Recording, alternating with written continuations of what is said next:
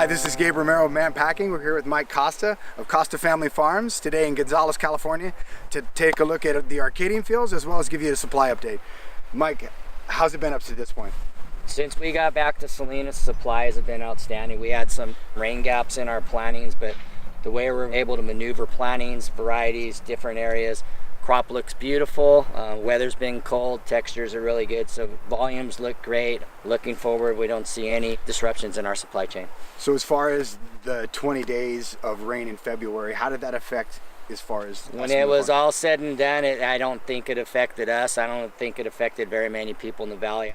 With all the rain we had this year, I think it helped leach some of the salts down out of the growing points, and so it's actually made the intake of fertilizers and water easier for the plant, so the plant's absolutely beautiful.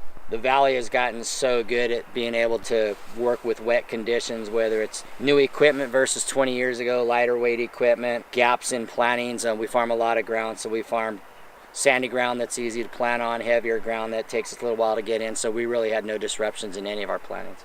Vigorous plants and varieties, is it a science behind what we're planting, or how does that work? Yeah, we've gone down the path. There's certain varieties and certain tastes that we look for. And so any new trial that we look at where we're looking at mildew protection of the next generation, the first thing we do is taste. I joke around that I like to have Rick Russo taste first in case it's bitter, because whatever they're crossing that plant with for whatever type of protection you want, you need to make sure that you're not changing the taste of that plant. And we've been very particular in what we try to do with Arcadian Harvest, and we actually have varieties. Over the 10 years we've been in it, we're on to third and fourth generations in some of our varieties. Climates are dry now, we haven't had the rain, so we're already crops that are being harvested, we're getting back in, working that ground, getting ready for second crop. So as far as the Costa side of what's going on in the valley, we don't see any disruptions on anything that we have. We see ourselves having our budgeted numbers or slightly above budgeted numbers for the near future.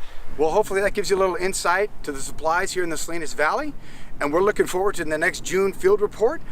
From Gabe Romero and Mike Costa, we'll see you next time.